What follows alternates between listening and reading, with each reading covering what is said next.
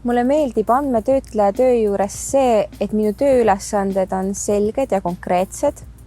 Töö toimub tiimides ehk ma ei ole mitte kunagi üksi ja minu töös on piisavalt paras kogus rutiini, mis jätab ruumi ka väljakutsetele ja enesearendamisele.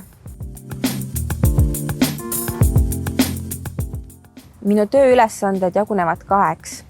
Esiteks siis andmete kogumine ja andmeesitajate nõustamine ja teiseks andmete töötlemine.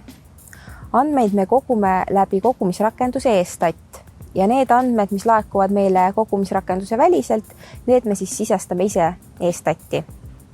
eStatist edasi liiguvad kinnitatud küsimustikud juba töötlusprogrammi, kus toimub nende andmete täpsem kontroll. Andmetöötlusprotsessis leitakse siis üksikandmetes sisalduvad võimalikud vead ja probleemid, mida me siis parandame. Töötluse eesmärk on saada võimalikult kontrollitud ja täpsed andmed, mis edastatakse valdkonnale analüüsimiseks ja avaldamiseks.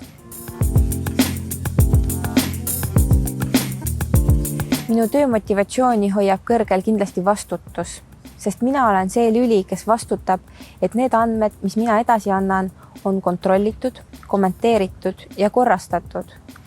Kindlasti vastutan ma ka Statistikaameti kuvandi loomisel, sest igapäevaselt suhtlen ma ka andmeesitajatega.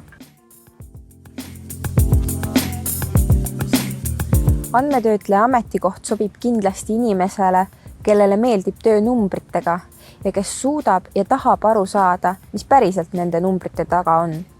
Kindlasti tuleb kasuks ka oma tegevusvaldkonna hea tundmine ning oskus töötada üksi kui ka meeskonnas.